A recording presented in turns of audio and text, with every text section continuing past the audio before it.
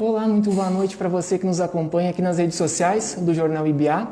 Eu sou Denis Machado e hoje está aqui conosco o presidente da Assembleia Legislativa do Rio Grande do Sul, o deputado estadual Gabriel Souza, do MDB.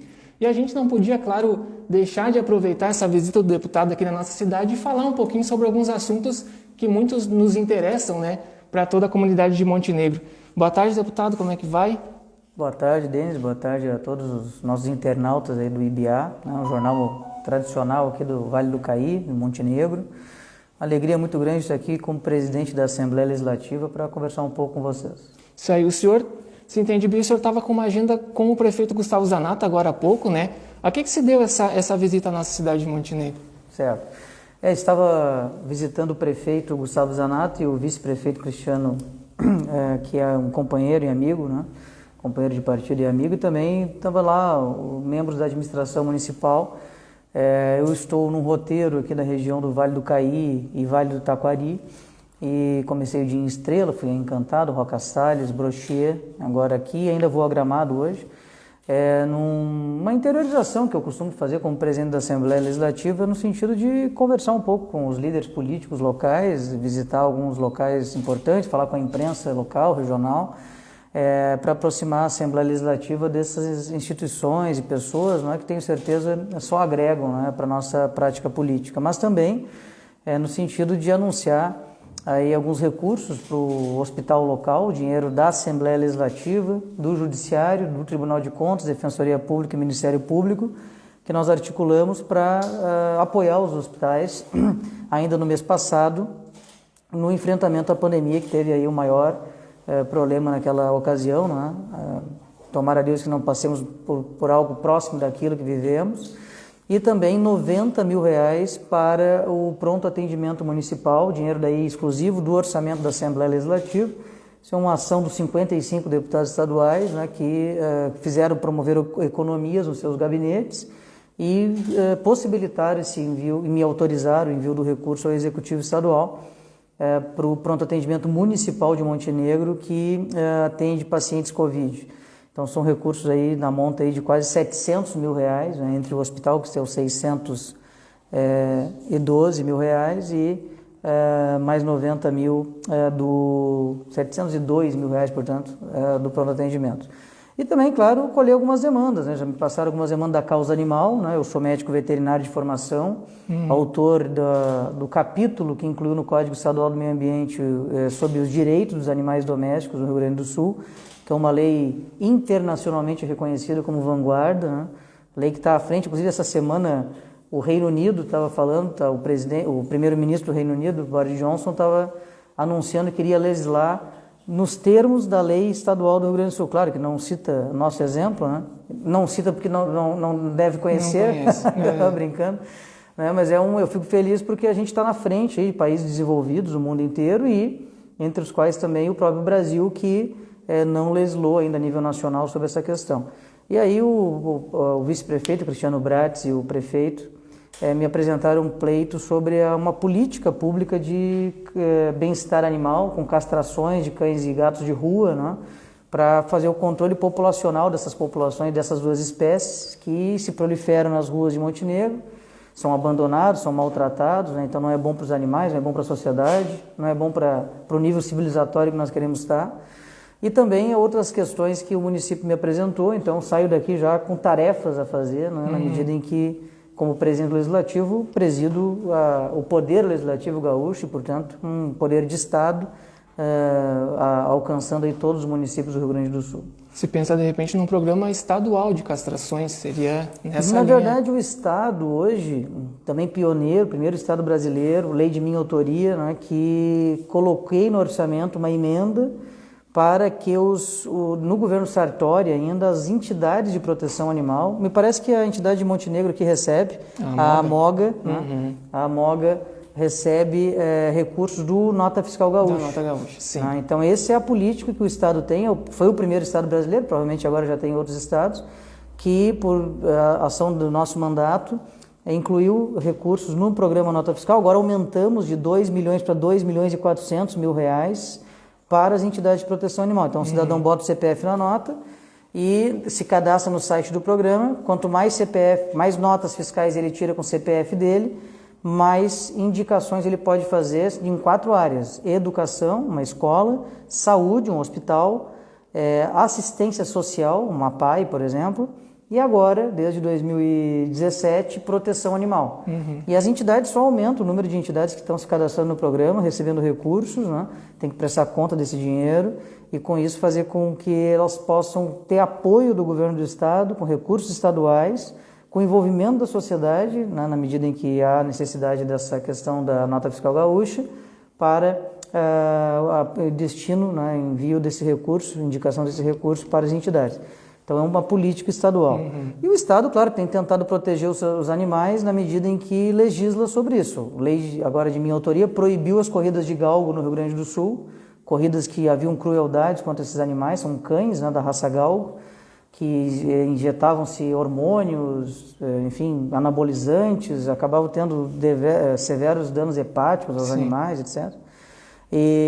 Então nós proibimos as corridas de galgo, né, através de uma lei que inclusive o governador Eduardo Leite, eu agradeço a ele, não sancionou a tempo para que eu pudesse promulgar, né? Quando o governador não sanciona em 15 dias, o presidente da Assembleia promulga. E aí eu tive a honra de promulgar, né, uma lei de minha lavra, né, que foi a lei que proibiu a corrida de galgos. Então uma série de ações aí em defesa dos animais do estado do Rio Grande do Sul que nós articulamos. E queremos apoiar os municípios também, queremos apoiar Montenegro, né? Queremos ajudar Montenegro a criar a sua política, né? Ou fortalecer a sua política, ampliar a sua política, na medida que isso é necessário aí, para melhor interação entre os humanos e os animais aqui no município. Importante também o seu alerta para quem não tem o cadastro na Nota Gaúcha e não tem a nossa amoga indicada, por exemplo, no cadastro, né? Então fica a sugestão que a pessoa procure como faz isso, né? Entre no site, indique as 4 entidades e que possa estar recebendo o recurso, né, que vem do governo do cadastro estado. É rápido, o site é N de nota, F de fiscal, G de gaúcha, nfg.rs.gov.br. Em 5 minutos, não mais do que isso, o cidadão faz o seu cadastro. Feito. E está cadastrado, ali em diante é só ele não precisa lançar nota, é só quando for fazer uma compra, CPF na nota, bota o teu CPF que ele vai automaticamente ser puxado lá para a tua tabela. Não te preocupa porque o Estado não está monitorando as compras, né? Sim, muita gente papo, pensa isso. Fake news, né? Que o Estado está monitorando o que eu compro, né? Na verdade, se tu compra no cartão de crédito, está sendo mais monitorado do que nunca, né? Porque se tu compra pela internet também, né? Aliás, a internet virou exatamente um palco de dados, né? Das compras das pessoas. Esse é o grande business, o commodity do século XXI. E no caso, na verdade, tu coloca o CPF na nota. O que o governo quer com isso? O governo quer que tu tire nota fiscal, por isso, né? O governo te incentiva a pedir a nota fiscal, chama-se cidadania fiscal, para que a nota fiscal seja emitida e aí o governo aí sim consiga controlar o faturamento das empresas para poder tributá-las, né? Claro. Não tem nada a ver com o cidadão, tem a ver com a empresa. E a empresa, se não tira a nota fiscal, está sonegando, né? Então, daí o porquê, o motivo do programa. Antigamente, esse programa, os mais antigos, eles se lembram da década de 90, que é o paguei, quero nota, e o a nota é minha, né? E aí hoje progrediu para o Nota Fiscal Gaúcha, que é um programa consolidado, né? Então, em 5 minutos, tu faz o programa nfg.rs.gov.br, faz o cadastro no programa e automaticamente começou a já pontuar para ti toda a nota fiscal que botar CPF e posteriormente tu pode, daí sim, tem que entrar no site de novo, né, com a tua senha, e indicar as entidades que tu queres, né? Isso é importante porque só o cidadão pode indicar e aí indica a entidade que quiser e em cada uma das áreas, né? Não, indicando uma não anula a indicação de outra, vai indicar uma por área e ainda indica uma 5ª entidade de qualquer dessas 4 áreas de qualquer lugar do Rio Grande do Sul, não necessariamente da sua região. Quero indicar para Santa Casa de Porto Alegre, quero indicar para uma ONG de proteção animal que eu conheço. Dinheiro que faz a diferença, né? Exatamente. Deputado, eu sei que o nosso tempo é curto, o senhor tem outros compromissos.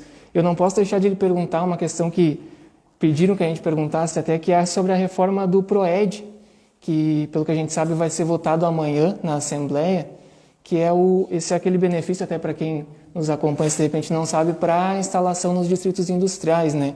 O Estado tem 9 distritos, Montenegro tem um deles com o nosso polo da Química, e sem essa reforma no PROED, empresas que não são indústrias não podem ter acesso ao incentivo, né? A gente foi abordado recentemente, o município, eu digo, por uma empresa de logística que quer se instalar mas não tem essa liberação porque falta essa alteração na lei. Então eu queria lhe perguntar como é que está o andamento desse projeto e se a perspectiva é que ele seja aprovado amanhã. O senhor sabe dizer como é que está isso?